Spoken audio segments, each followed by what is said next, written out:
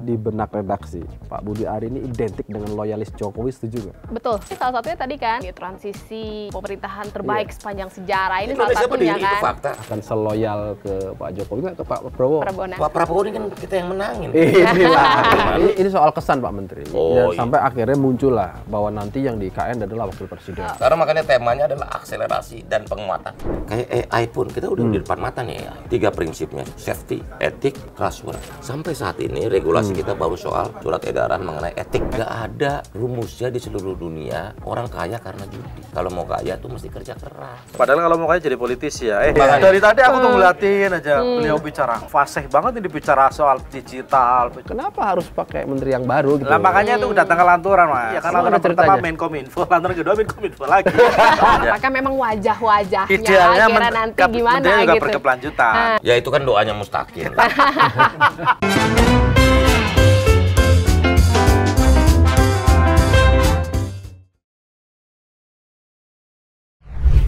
Ketemu lagi di lanturan, ngelanturnya pasti.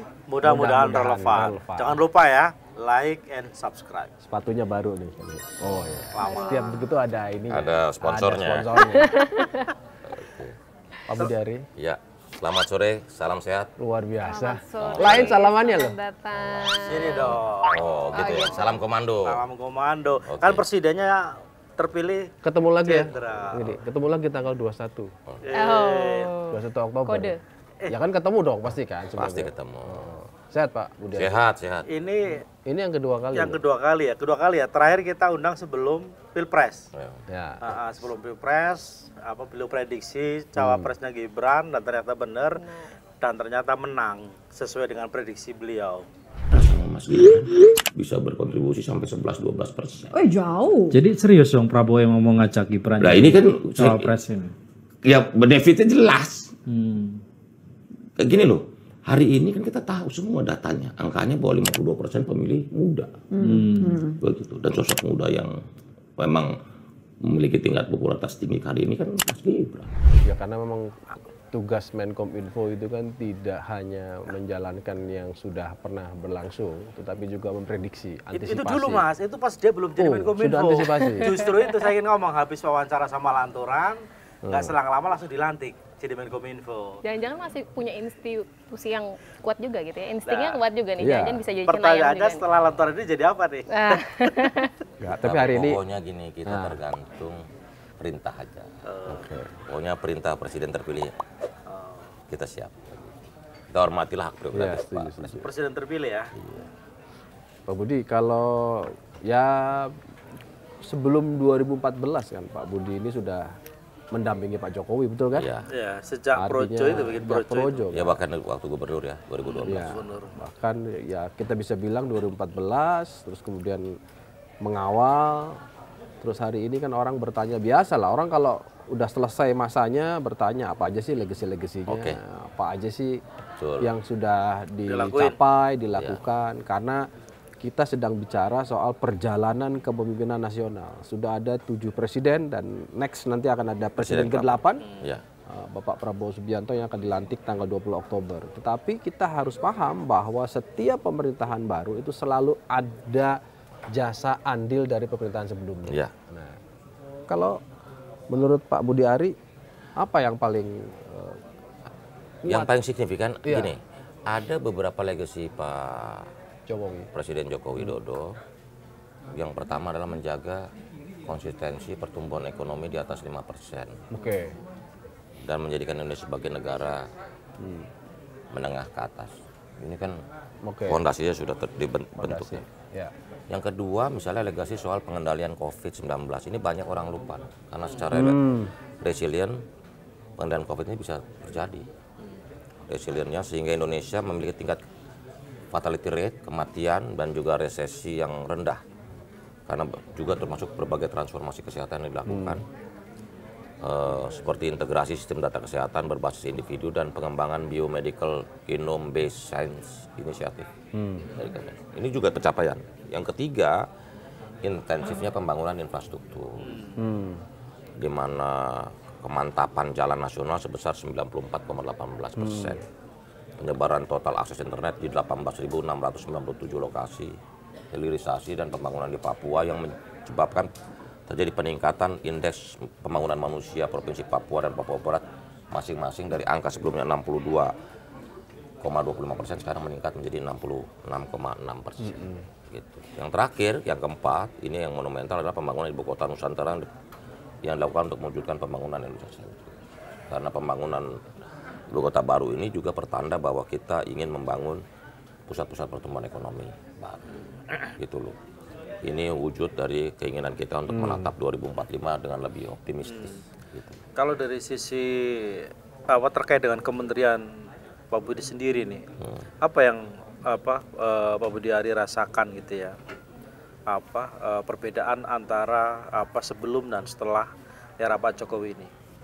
Kalau gini, kalau dari angka-angka kami di Kementerian Kominfo misalnya begini, di tahun 2014 average kecepatan, rata-rata kecepatan internet Indonesia itu baru 2,5 Mbps. 2,5 Mbps. Okay. Sekarang di 2024 sudah 25 Mbps.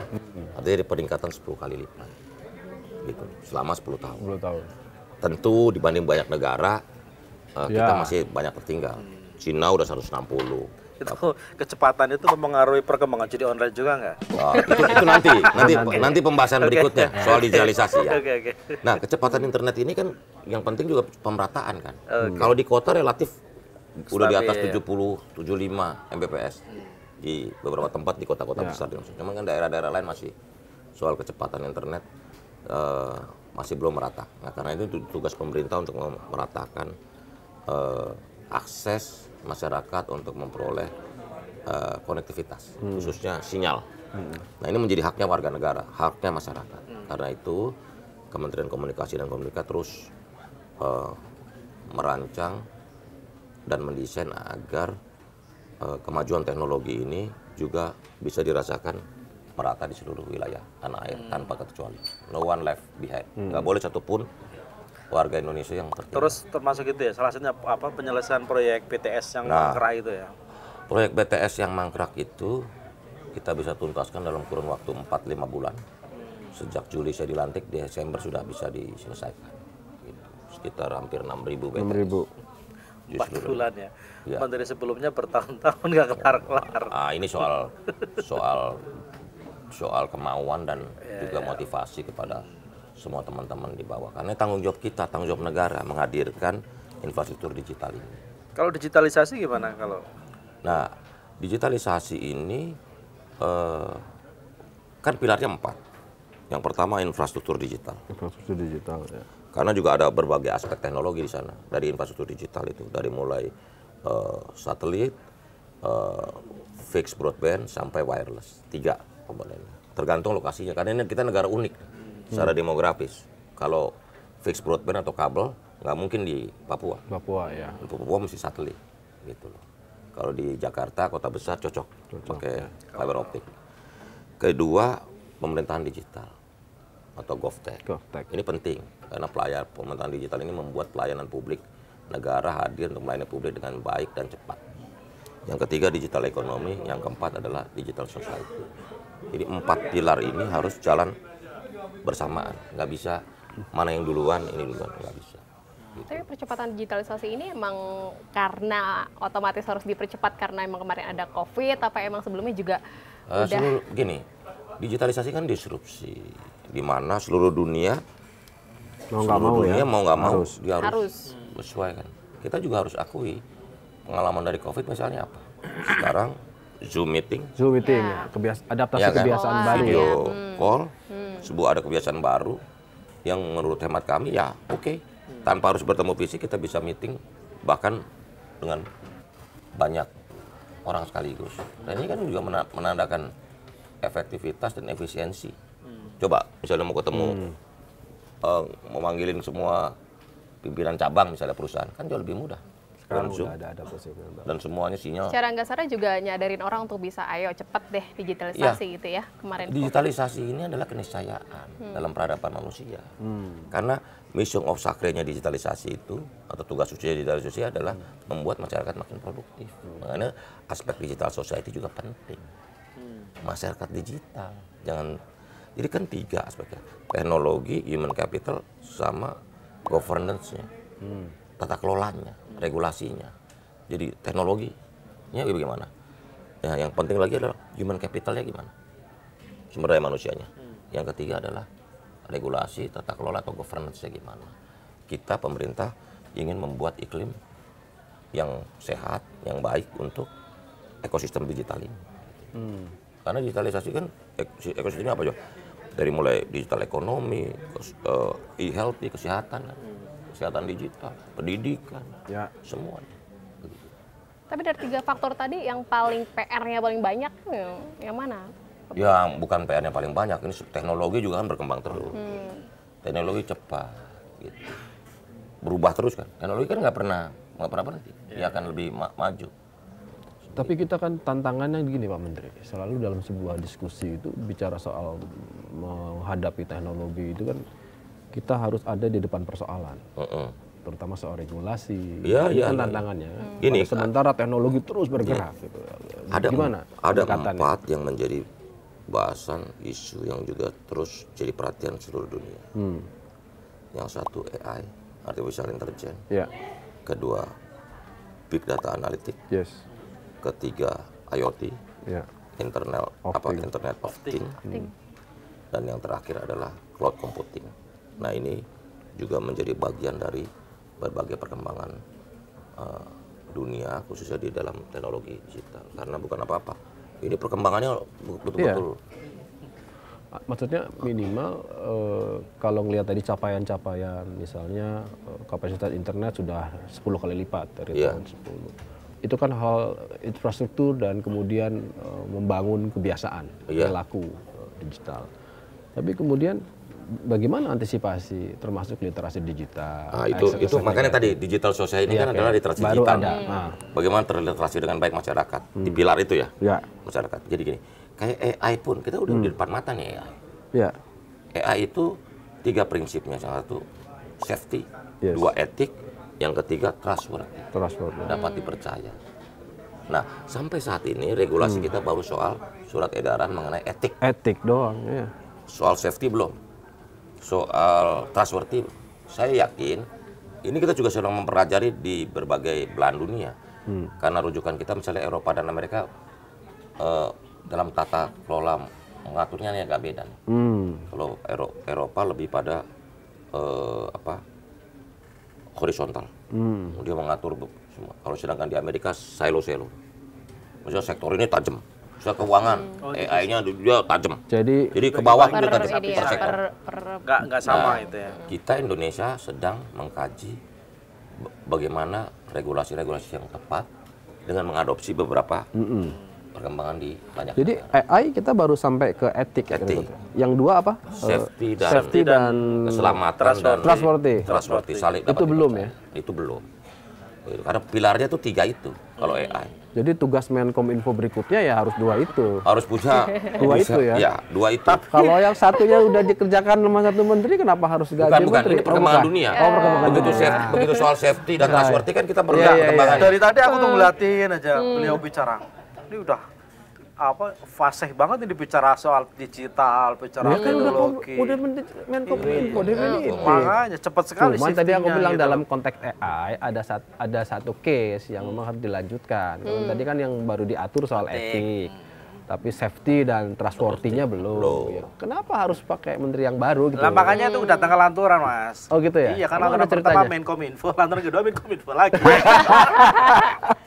Namanya juga ngelantur Pak Menteri. Ya ini terserah aspirasi. Kita ikut perintah aja. Terus tapi diaminkan nggak? Diaminkan nggak? Begini, dari digital, di semua kemajuan teknologi itu selalu nyimpan 2 sisi selalu. Ya. Ada positifnya, ada negatifnya. Nanti yang dibilang sama Gus Mustaqim, judi online. Ini judi online. Penipuan terbesar. Yang menikmati percepatan internet itu. Ini investasi gini loh, investasi jaringan network nggak pernah ya. Literasi digital ke masyarakat nggak pernah. Bikin BTS nggak? Bikin BTS, ya infrastruktur tadi. Ya. Enggak. Terus memanfaatkan kecepatan dan kemajuan teknologi digital untuk nipu rakyat. Karena gini, saya selalu bilang sama teman-teman ini judi online adalah penipuan, ya kan? Teman-teman udah bilang judi online, ini maksudnya kategori udah penipuan online. Jadi judi online itu udah penipuan online. Karena apa? Ditipu kita. Dan yang ditipu itu rakyat kecil. Iya. Mereka tuh Pak Menteri nggak mendengarkan Rhoma Irama. Rhoma Irama dari dulu udah mengingatkan. Gitu. Judi. Jadi gini loh. Judi. Jadi Tapi nggak online. Jadi gini, rakyat kecil ini ditipu karena apa? Dikasih mimpi. Nggak ada rumusnya di seluruh dunia orang kaya karena judi. Kalau mau kaya tuh mesti kerja keras, Iya. bukan judi. Rhoma juga udah ngomong kayak gitu. Ini justru itu rakyat kecil ditipu, diberi mimpi seolah-olah bisa kaya dengan judi online. Bohong. Padahal kalau mau kaya jadi politisi ya. Mau jadi kaya mesti kerja keras. Pengusaha ya. Apa yang detail yang udah pernah Ya. dikerjakan oleh Kominfo Terkait dalam judi konteks online. judi online? Yang paling mengerikan apa yang paling mengerikan? Jadi- Menghadapi siapa? Enggak, saya nggak pernah personal. Oh, oke. Nggak pernah ngelihat siapa orang. Siapa yang- oke, buat oke. saya adalah ini bentuk komitmen kita kepada rakyat. Kenapa? Yang namanya negara ini didirikan itu tujuannya udah jelas. Satu, melindungi segenap tumpah darah Indonesia. Ya, tujuan negara yang didirikan. Ya. Kedua, mencerdaskan kehidupan bangsa. Ketiga, memajukan kesejahteraan umum. Sekarang judi online dari tiga itu ada nggak? You nggak lindungi rakyat. Nggak ada. You nggak mencerdaskan kehidupan bangsa. Kalian nggak memajukan kesejahteraan umum atau kesejahteraan rakyat. Tidak ada efek ekonominya juga. Padahal negara ini janjinya, sumpahnya negara yang didirikan oleh para pendiri bangsa kita itu tujuan bernegara. Jadi ini udah pasti judi online ini adalah bagian paling destruktif dari rencana atau visi kemajuan Indonesia Emas 2045. Pasti. Bagaimana rakyat udah ekonomi keluarganya hancur, ekonomi masyarakat hancur, ekonomi negara hancur. Gimana? Tapi Coba kita mau biarkan. pertanyaannya, Pak Menteri, ini kan sebenarnya judi online kan bukan sesuatu yang baru kan. Sudah lama sebenarnya kan. Tapi kenapa sepertinya, sorry saya koreksi kalau saya keliru ya, baru ramai diberantas di era. Ya jangan tanya begitu dong, tanya yang lain dong. Maksudnya kita bilang diri kita sendiri. Pokoknya kan bagian dari kita, ini komitmen kita nih. Data PPATK mengamini, 80% pemain judi online adalah rakyat kecil. Ya. Iya kan? Maksud kita nggak serius. Ini kan bagian komitmen kita sebagai pelayan publik untuk membentengi rakyat, melindungi rakyat dari negatif pengaruh judi Dan online. kita bisa melihat kok upaya dari Kominfo dalam melawan judi online nggak main-main sampai menghadirkan MUI. Bukan, semua segini loh. Saya sampaikan di forum ini ya. Yang Gini. kurang cuma satu, Apa? menghadirkan Rhoma Irama. Iya, tapi MUI Nah, Ada itu lewat. penyanyi, Ada ya, penyanyi ada kan? lagunya. Jadi gini, nah, judi online ini udah jadi musuh bersama.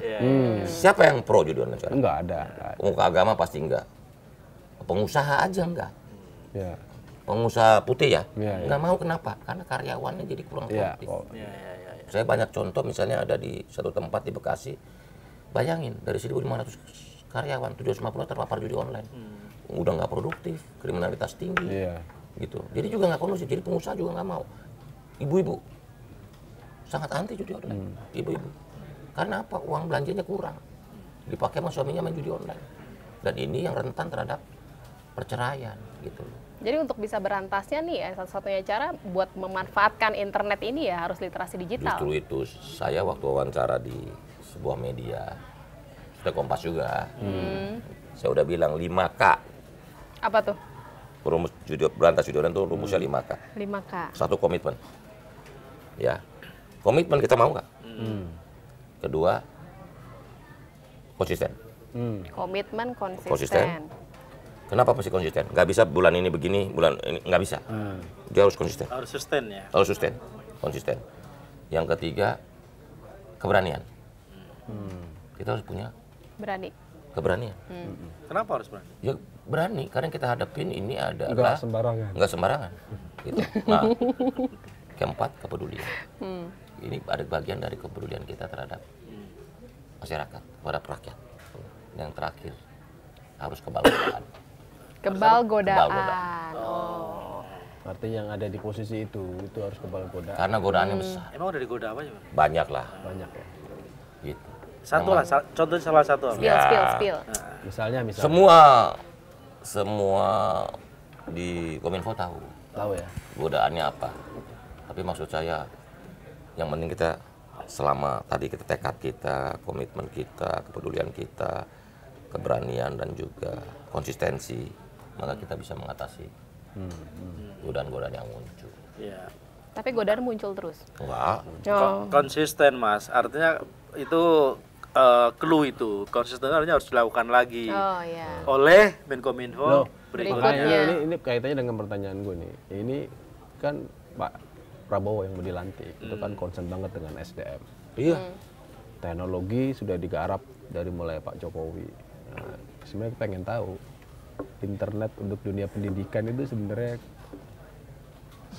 signifikansinya seperti apa sih sejauh ini? Apakah gini. sudah ada Dampaknya hanya ya. kalau sekedar luring Ya, daring ya. udah biasa lah. Tapi ada nggak misalnya konteks pengembangan AI di dunia pendidikan atau internetnya sendiri dalam konteks akses aja deh? Oh gini, kan yang penting pembelajaran coding Pembelajaran coding, oke. sejak kecil, sejak kelas 1, sejak SD udah mulai terbiasa. Ya. Jadi memang kurikulum kita mendidik itu tugas Menteri Pendidikan lah. Untuk terus juga mengasah masyarakat. Yang pasti apa di era digital ini? Semua informasi terbuka. Informasi terbuka. Contoh begini, saya waktu tahun 90-an mau bikin skripsi, nyari satu buku 1 jam, betul nggak? Ya. Di perpustakaan. Sekarang nggak sampai 1 menit dia bisa Udah dapat. dapat. Ya. Artinya ada 59 menit tersisa. Kita bisa cari lagi, baca lagi yang lain, Ya. cari yang lain. Artinya apa?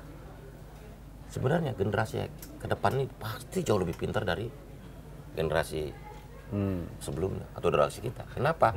Karena akses mereka memperoleh informasi, pengetahuan, dan lain-lainnya itu lebih terbuka. Ya. Tinggal yang penting kuncinya rajin. Makanya pertanyaannya dulu nyari buku satu jam itu nyarinya kemana mas? Di Nyarinya nggak ke toko buku. perpustakaan. Di perpustakaan. Iya, makanya sekarang Kemenkominfo juga gencar banget ya untuk literasi digital. Ya harus, kita sudah semua melakukan komunitas. namanya 55 juta orang di Indonesia selama 10 tahun untuk Mengedukasi. kita mengedukasi.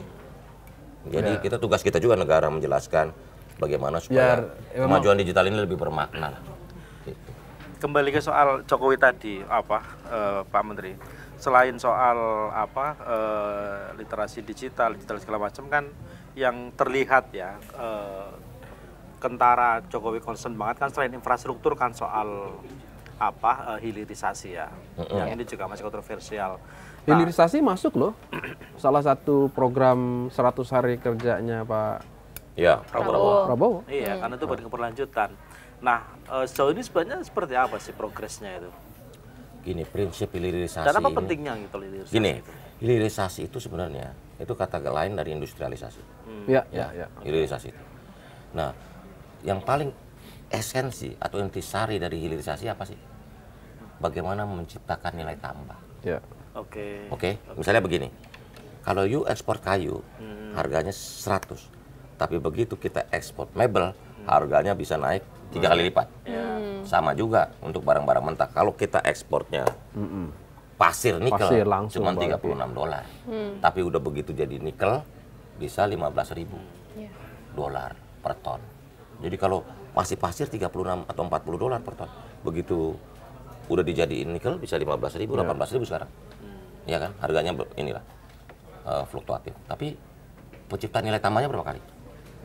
Kenapa dunia internasional mengecam kita dengan menggugat ke WTO soal nilai tambah? Karena ini yang dilakukan oleh banyak negara di dunia dalam melakukan industrialisasi dan Karena mereka harus nilai taruh lebih tambah. mahal kan. Bukan, penciptaan nilai tambah. Di mana jadi gini, dalam geopolitik ekonomi dunia, negara mana yang menghasilkan nilai tambah? Bukan negara yang menghasilkan produk mentah atau raw material. Disitulah kuncinya, gitu loh. Dan Kenapa itu bisa dibilang legasinya Pak Jokowi. itu? Indonesia. Karena fondasi itu terus digerakkan supaya semua penciptaan nilai tambah bukan hanya di sektor pertambangan, tapi juga di pertanian misalkan. Pertanian kita jangan ekspor CPO. Kita kalau bisa ekspor produk turunannya. Gitu misalnya. Atau kopi, jangan bibit kopi. Perlu Udah betul. Udah dalam bentuk kopinya. kopinya. Misalnya. Sama seperti waktu saya jadi wamen desa, saya sampaikan, kalian petani singkong jangan jual ke singkong. Jualnya keripik singkong. Pak Menteri, sebagian besar dari wilayah kita itu kan masih rural ya, masih pedesaan gitu Ya. loh. Yang seringkali mengalami problematika terkait dengan jaringan misalnya. Masa internet nih. Internet. Oh, kan udah berapa persen? Kayak internet Itu masuk gimana desa sekarang progresnya juga internet kan. untuk Kalau desa menurut data, 79,79% masyarakat kita itu sudah memiliki akses ke internet. Ini angkanya 70? 9, hampir 80 lah. Nah, saya tanya ke dirjen saya, kenapa nggak bisa 100%.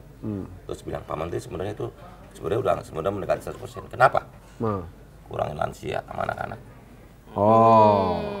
Secara geografis kan kalau data APJI, penyelenggara jasa internet Indonesia kan selalu tuh dari mulai penetrasi pengguna internet itu 60-70% itu konsentrasinya di Jawa. Ya kan? Selalu tantangannya kan adalah di luar Jawa. Ya. Gimana nih sejauh ini? Gini, luas daratan Indonesia. Luas daratan Indonesia itu 191 juta hektar. 191 juta. Luas daratan. Oke. Pulau Jawa itu luasnya cuma 11,2 juta hektar. Papua 32 juta hektar. Papua, yang Indonesia ya. Kalimantan lebih gede lagi, nanti kita cek. Tapi maksud saya gini, memang di luar Jawa tanah kita tersedia begitu banyak dengan jumlah penduduk yang sangat sedikit. Sementara hampir 55% penduduk Indonesia yang jumlahnya 280 juta ini, ya itu di Pulau Jawa. Makanya Pulau Jawa udah nggak cocok untuk pertanian, karena antara jumlah lahan dan jumlah orang nggak sebanding. Kita harus mendorong pertanian ke luar Jawa, makanya ada persoalannya memang harus diakui, tanah paling subur di Indonesia itu di Jawa. Kenapa paling subur? Karena gunung berapinya paling banyak. Karena gunung berapi itu kan penanda kesuburan. Berarti pencapaian internet masuk desa ini udah juga 80%. Ya, artinya hampir sebagian besar desa-desa di Indonesia ini semua udah punya akses konektivitas internet. Ya, kecuali termasuk terluar, terdalam. Ya, itu 3T. Ya, 3T. Terluar, terdepan, tertinggal. Nah, yang belum memang saudara-saudara kita di Papua, memang geografisnya, kondisi geografisnya sangat menantang. Pegunungan, jumlah penduduknya sedikit, betul. Dan juga memang perlu pendekatan pembangunan yang lebih holistik. Itu gimana cara mengatasinya nanti ke depan? Ya itu politik tantangan, penuh tantangan lah. Bukan berarti nggak bisa ya. Dengan luas 3 kali Pulau Jawa, dengan penduduknya cuman berapa? 4 juta, 5 juta. Ya bisa ngebayangkan.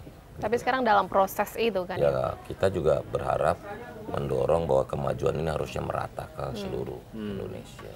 Seluruh wilayah. Itu per wilayah Indonesia, bukan hanya gap ini kan spirit pembangunan Indonesia sentris kan, pembangunan ini harus merata di seluruh Indonesia. Bukan cuma hanya Jawa sentris atau pulau kota-kota besar khususnya Jakarta dan.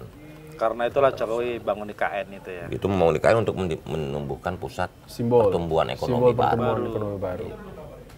Ya itu salah satu kan biar tidak Jawa sentris kan. Betul. Meskipun Jawa adalah kunci. Nah itu kan. Kata Mas Yogi loh. Kunci segala-galanya. Kan tadi Pak Budi juga bilang ya, jadi gini, tanah paling subur kan. Tanah paling subur. Jadi kalau kita kembali ke ngomong bintang internet, ini angka-angkanya sudah menunjukkan bahwa akses internet ini sudah ada di 18.697 lokasi dengan total BTS on air mencapai 7.283. 7.200. Lokasi di wilayah 3T. Untuk khusus wilayah 3T aja. Selain itu total utilisasi Palaparing mencapai 766 gigabit per second. Gitu. Jadi memang infrastruktur digital ini memang harus terus kita kembangin. Ya, karena faktor coverage, kualitas dan juga akses konektivitas ini menjadi penting karena semakin lama masyarakat semakin memerlukan akses internet lebih besar. Karena saya juga udah bicara diskusi dengan beberapa pemangku kepentingan dari Asosiasi Telekomunikasi Seluler dan beberapa masyarakat telekomunikasi dan sebagainya. Saya bilang AI perlu berapa kecepatannya? AI itu perlu minimal 500 sampai 1 giga. Coba bayangin, kalau kecepatan kita sekarang, AI-nya belum dukung kan? Nggak akan dukung. Gitu.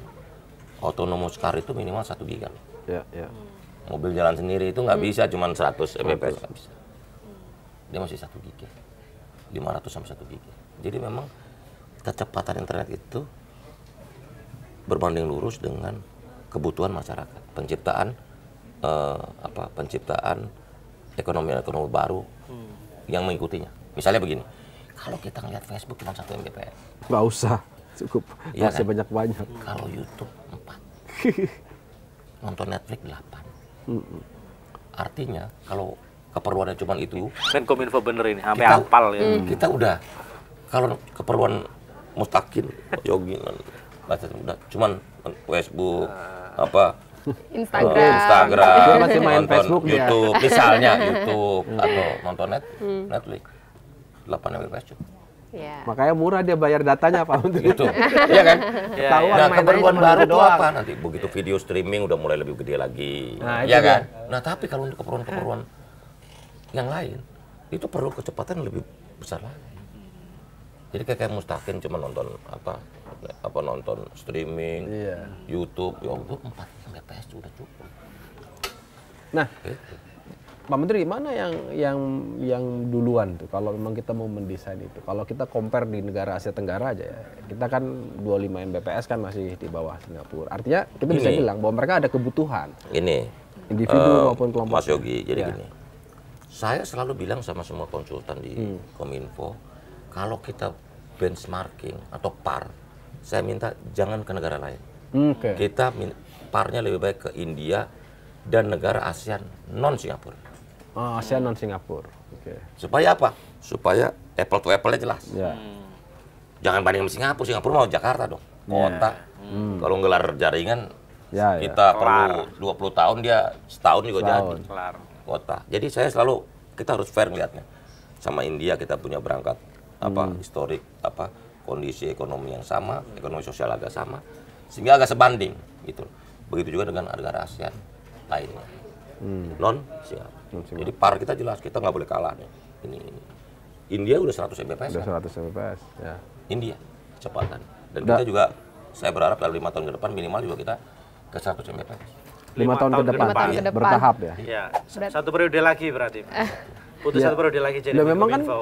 Minimal loh 100 Oh Mbps. iya, itu minimal. Iya. Berarti kan ini Ya. harus Jadi udah kenaikan 4 kali lipat. Karena kalau kenaikan kecepatan internet nggak seperti pertumbuhan ekonomi. Dia eksponensial. Kan kayak misalnya dari 2014 Ya. ke 2014, kan 10 kali. Ya. Pak Budi, peningkatan. kan yang tadi disampaikan sudah dikerjakan, dijalankan itu kan keren lah. Tapi kan butuh lagi 5 tahun, butuh lagi. Kalau istilahnya Pak Jokowi kan ada lompatan besar, ada giant leap lah sampai dengan.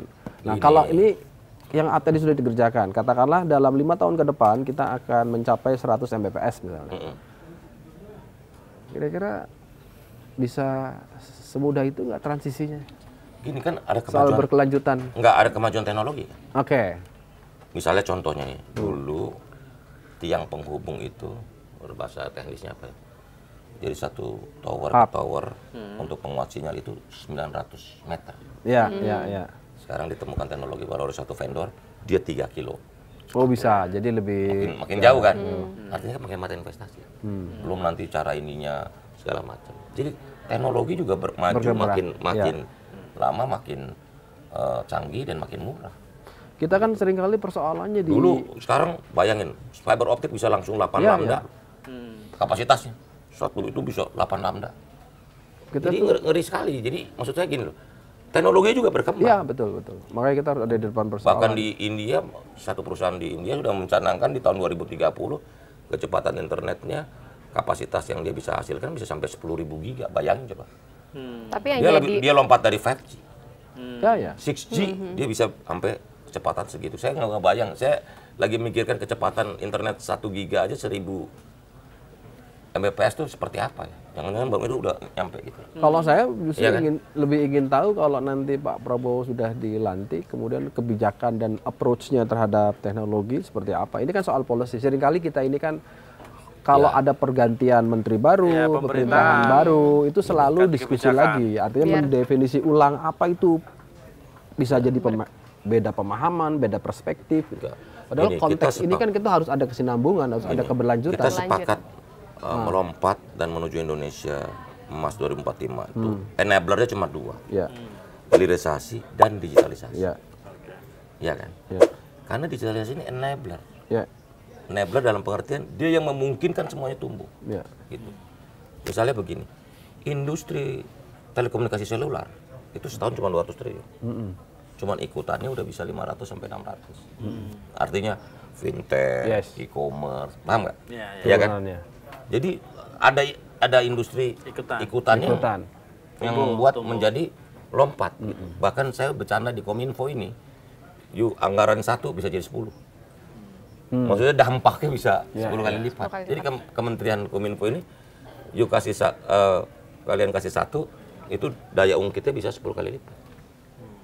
Ya, ikutannya fintech, e-commerce, e-healthy, e-tourism, semuanya.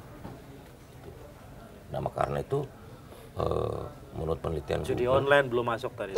oh judi online itu kan sampah. Kan dampak ikutan maksudnya. Ya, tapi itu residu. Mengurangi. Dampak kan ada positif ada negatif. Nah, itu dampak negatif yang menurut saya emang kami perlu ditata pulang bersama. Karena kasihan masyarakat.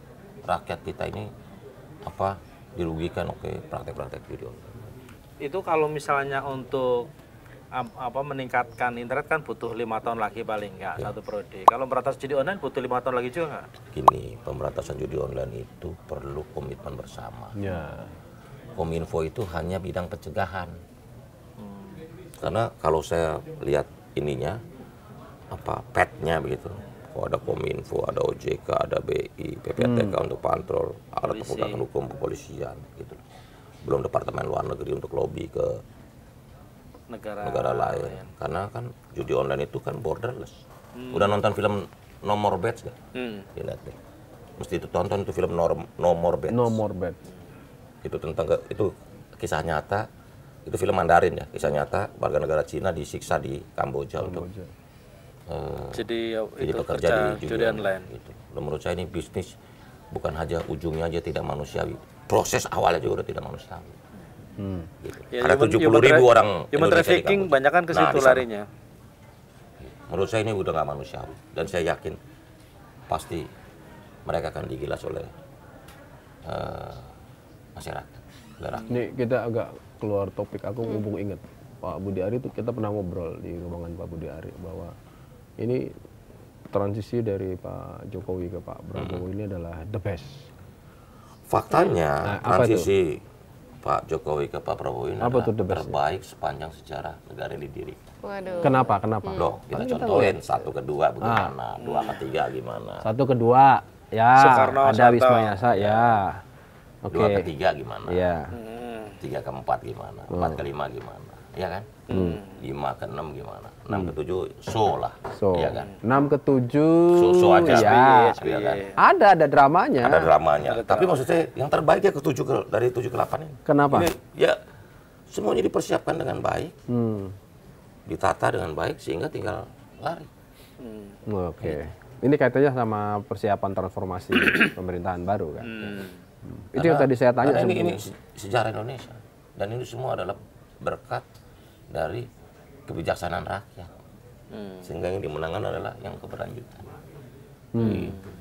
Itu kira-kira ini enggak akan bertahan lama atau memang namanya dinamika kan? Selalu ada lah. Enggak, selama cita-citanya sama dalam mewujudkan Indonesia Emas 2045. Menurut saya nggak usah khawatir. Oke.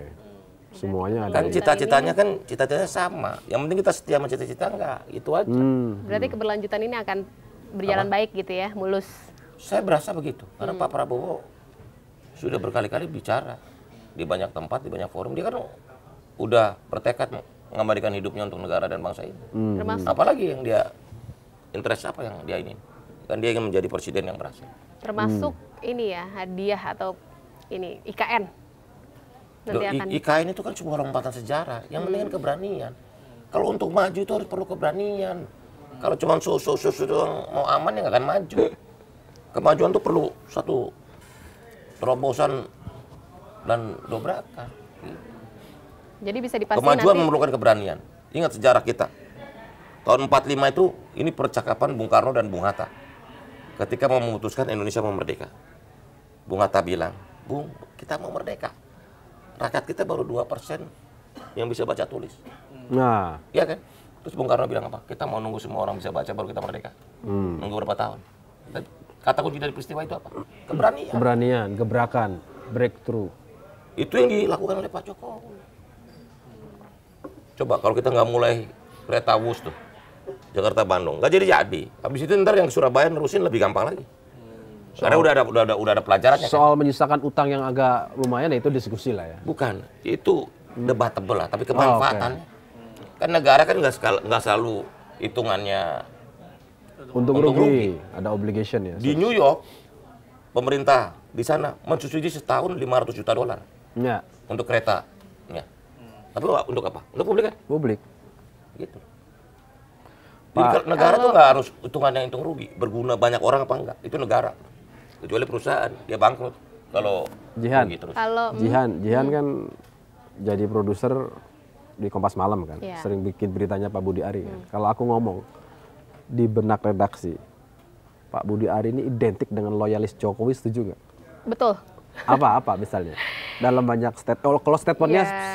sering kali Ya banyak. ini salah satunya tadi kan bilang oh ini transisi pemerintahan terbaik sepanjang sejarah. Ini salah Indonesia satunya berdiri, itu kan. fakta. Iya, iya. Pertanyaannya kalau emang demikian begitu, kira-kira kalau nanti sudah dilantik Pak Budi Ari akan seloyal ke Pak Jokowi nggak ke Pak Prabowo? Prabowo, nah ya itu juga. Loh, Pak Prabowo ini kan kita yang menangin. Inilah, Oh, berarti, paling cakep, benar. Iya kan? Oke. Loh, kita yang berdiskusi sepanjang 2022 sampai Iya, 2024 iya. bahwa pengganti yang tepat untuk Pak Jokowi adalah Pak Prabowo. Nah, Nah kalau Ya, tadi saya yakin Pak Prabowo pasti. kalau tadi kata Karena makanya temanya adalah akselerasi dan penguatan. ya. nah, kalau tadi kata Pak Menteri kan Pak Jokowi ini berani gitu ya. Oh, iya. Nah kalau Pak Prabowo harus berani juga atau Saya harus yakin bagaimana? Pak Prabowo juga. Biar selaras terus gitu. Pak Prabowo ini kan Pak Jokowi dalam pidato di Musra kita perlu pemimpin yang berani.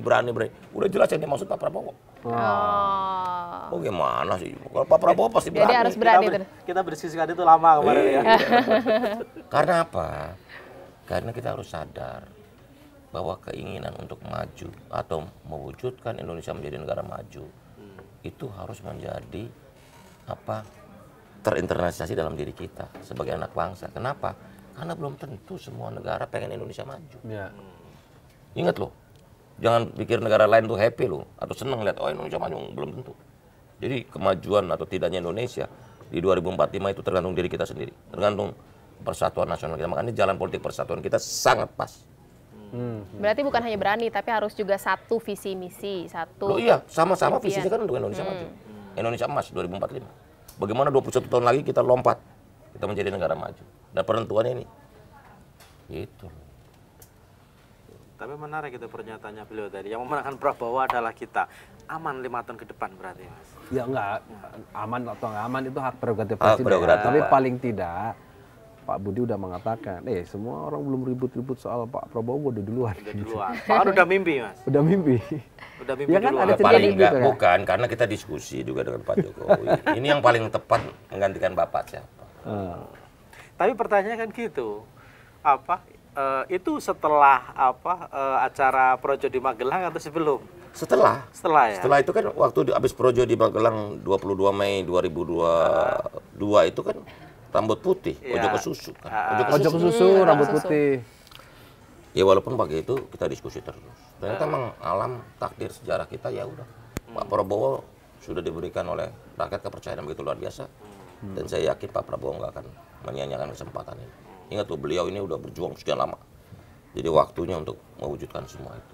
Tapi kira-kira kan kalau misalnya memang ini adalah keberlanjutan gitu ya Pak Menteri. Berarti Oh, sudah nanti disampaikan ya oleh berarti semuanya bahwa ini pemerintahan berkelanjutan gitu ya. Berarti nanti kabinetnya ini Gini, sama gini. nggak, tahu nggak nih kira-kira Gini nih loh, orang-orang. negara mau maju itu nggak boleh 10 tahun merubah arah, nggak boleh.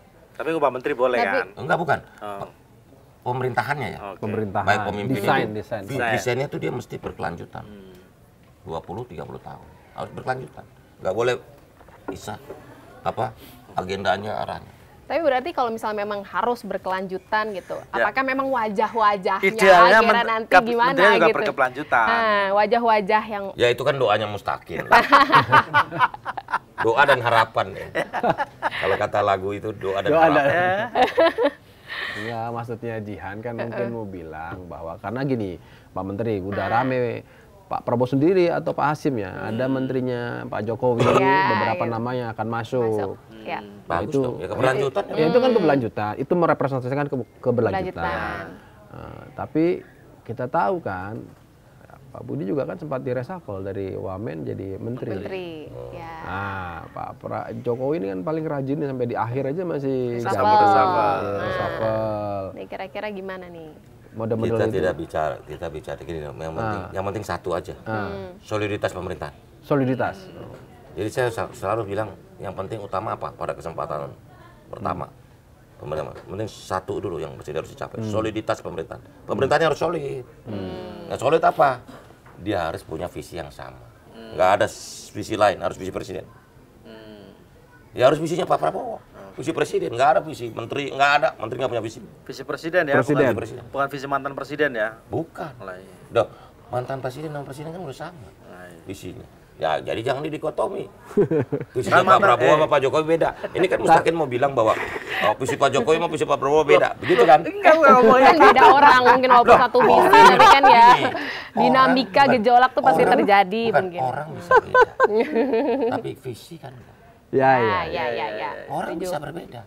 Jadi gini loh, visi itu apa sih? Tujuan kan? Iya, tujuan. Kalau kita mau mewujudkan Indonesia emas 2045, itu visi dulu. Ya. Soal cara, masing-masing bisa punya, penguatannya di sini, penguatannya di sini. Kita harus akui, selama 10 tahun ini Pak Jokowi juga banyak beberapa hal yang kurang strategis misalnya. Yang luput misalnya, perumahan rakyat. Itu jelas. Bagus, koreksi. Yang baik dari pemerintahan Prabowo ke depan untuk memperkuat ini. Bayangin ada 10,7 juta orang belum memiliki rumah di Indonesia. Dan ada sekitar 20-an juta rakyat Indonesia yang statusnya rumah tidak layak huni atau RTLH yang juga harus dibenerin. Karena apa? Kehidupan kita bermula dari rumah. Gitu. Kalau rumah kita kesehatannya bagus, rumahnya nyaman, keluarga bahagia, ya air baik, itu akan bisa menumbuhkan generasi-generasi baru yang lebih. Ya, itu satu. Kedua beberapa. Jadi bukan visi yang berubah, Ya. cuman penekanan-penekanannya nih. Ya, yang Gitu. belum. Mana yang menjadi skala prioritas gitu ya. Kalau Pak Prabowo jelas ini soal SDM, ketimpangan SDM apa? Gizi. Oke. Kan bukan berarti beda visinya, tujuannya sama. Bagaimana Indonesia emas 2045. Ya, skala prioritas. Ini kan soal bagaimana strategi di lapangan. Kayak nakoda, kalau lagi kapalnya ombaknya nggak biasa aja kan santai. Tapi begitu ada ombak gede kan mesti Kan selama ini yang sering pasti jadi ada penanganan yang lebih khusus kan. sering jadi perbincangan itu kan di publik itu kan soal apakah Pak Prabowo akan sama seperti Pak Jokowi dalam melihat IKN. Artinya Pak Prabowo kan mengatakan ya memang sudah ada undang-undangnya, tapi nanti bagaimana progresnya kami ikut kemampuan APBN. Itu dibaca oleh publik kok berbeda ya dengan Pak Jokowi yang dalam konteks apapun pokoknya saya akan prioritaskan. Itu menurutku. Kalau soal APBN itu kan constraint bersama. Iya. Iya kan? Jadi itu Kan memang normatif. sejak awal kan IKN kan awalnya aja pakai APBN. Nggak sepenuhnya APBN, investasi kan. Mengundang investasi. Yang nanya dia, Pak. Oh iya, mengundang investasi dari dalam dan luar negeri kan gitu. Dan jumlah investornya kan Mesti juga ngerti sangat Kim. besar. Gitu. Ini Enggak, kan soal ini soal kesan Pak Menteri. Oh, Dan sampai iya. sekarang misalnya sampai akhirnya muncul lah bahwa nanti yang di IKN adalah wakil presiden. Ini kan menurutku mesti diluruskan Iya, sih. jadi Artinya, konteks pertanyaan gue itu Pak Menteri, bukan soal beda visi enggak, konteksnya itu soal skala prioritas, soal concern, apakah akan juga sama? Kan pasti Prabowo juga punya concern yang mungkin selama ini dia. saya yakin concern Pak Prabowo dan Pak Jokowi sama. untuk Indonesia. Termasuk Untuk IKN ya. masyarakat. IKN juga harus dilihat strategis bahwa betul perlu waktu yang panjang. Ya.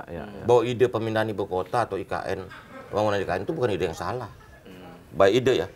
Karena kita harus Paling tahu tidak harus segera dimulai. ya gitu bahwa kan. memang perlu waktu yang cukup panjang untuk menyelesaikan itu. Iya. Karena membangun sebuah kota tuh siklusnya bisa 30 tahun. Ya. Ingat Jakarta udah berapa 500 tahun loh Jakarta kayak kita yang tinggal ini umurnya. Dia baru jadi baru mantep. Surabaya, Semarang, kota-kota tua kita udah ratusan tahun. Jadi kalau membangun kota dengan umur 10-20 tahun langsung mau bagus sih nggak mungkin. Karena di situ ada kehidupan, ada sirkulasi, ada semua kelengkapan-kelengkapannya gitu. Ini kan kalau beberapa hari ini kan kita lihat 2 minggu lalu kan para menteri ini judulnya berpamitan di DPR.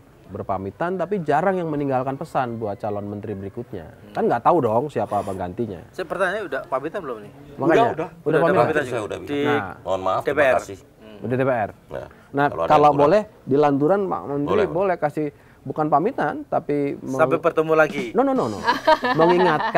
mengingatkan calon menteri atau menitipkan pesan. Ada beberapa prioritas dari Kominfo yang harus betul-betul jadi Itu kan prioritas. kalau, Sama itu kan gitu kalau menterinya ke depannya. ganti, Mas. Lah ya ini kan Kalau menterinya asumsikan sama. dulu. Ya. Pokoknya yang Biar pasti. sama gitu kan. bahwa- Atau gini, pertanyaan gini.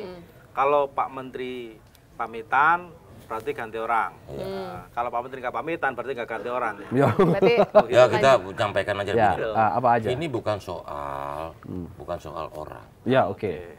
Jadi ditempatkan dimanapun itu bukan soal pribadi. Ini persoalan kepentingan bersama, Ya. kepentingan masyarakat, bangsa dan generasi yang akan datang. Karena digitalisasi adalah sarana atau enabler yang Ya. paling Digitalisasi dan hilirisasi ya. dahsyat untuk mengungkit Indonesia sebagai negara Ya, itu maju. artinya Kominfo adalah salah satu kementerian yang harus betul-betul Ya ini kementerian masa depan.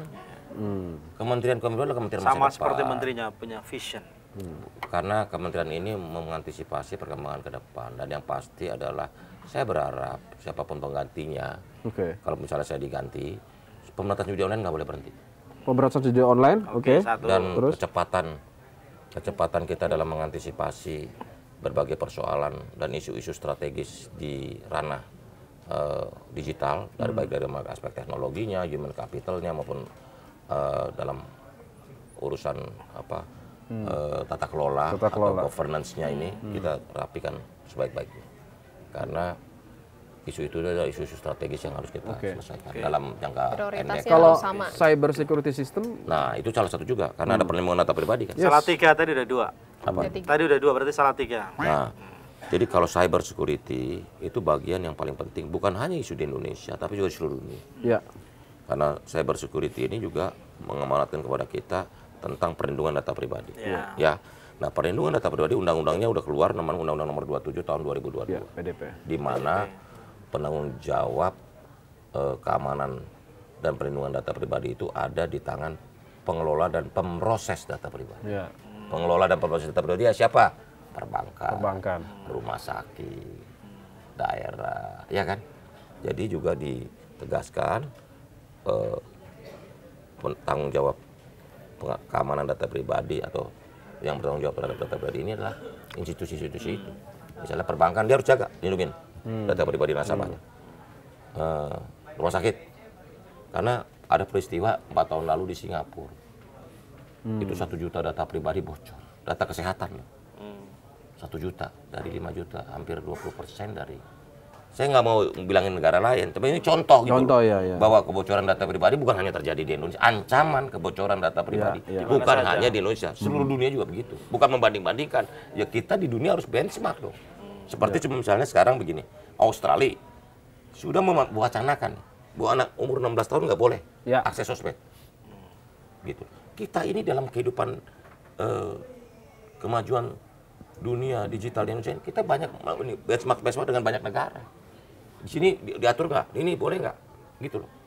Sehingga kita melakukan harmonisasi yang sesuai dengan kondisi Indonesia. Berarti prioritasnya tadi pesan untuk misalnya memang digantikan ada 3 gitu ya. Ya pokoknya untuk Menkominfo yang akan datang lah. Berantas Yang judi penting judi online online, harus konsisten. Kasihan rakyat. Percepatan internet, kecepatan internet dan perlindungan data digitalisasi dan pribadi. perlindungan data digitalisasi dan internet. Iya. Ya karena digitalisasi kan leading sektornya Menkominfo. Lah iya, makanya. Jadi nggak ada pilihan. Begitu. Tapi Oke. tapi ngomongnya agak ragu-ragu sih Mas tadi. Pas Berarti memang- pamitannya. Jangan-jangan berpesan untuk dirinya sendiri. Iya. Ya nggak Berarti apa-apa, nanti- kan berarti itu kita udah sama tahu. aja. Bukan itu hak prerogatif. Berarti kita hak udah tahu ya nanti presiden. kalau misalnya emang Hak prerogatif dan presiden. menarik juga loh. Nanti kan Pak Menteri ini kan punya kebiasaan selalu mendapatkan pesan dari mimpinya. Kita tunggu aja sebelum tanggal 20 apakah ada mimpi Pak Budi Ari di depan kantor kementerian atau tidak. Atau kementerian mana? Ya benar mana. Karena bagi Pak Budi Ari sebagai loyalis Jokowi yang kelak akan menjadi loyalis Prabowo juga. Nah, ditempatkan dimanapun sama aja kan. siap. Sama aja. Kecuali kita- Menteri Agama. Menteri Agama ketemu lagi dengan aturan ke depan.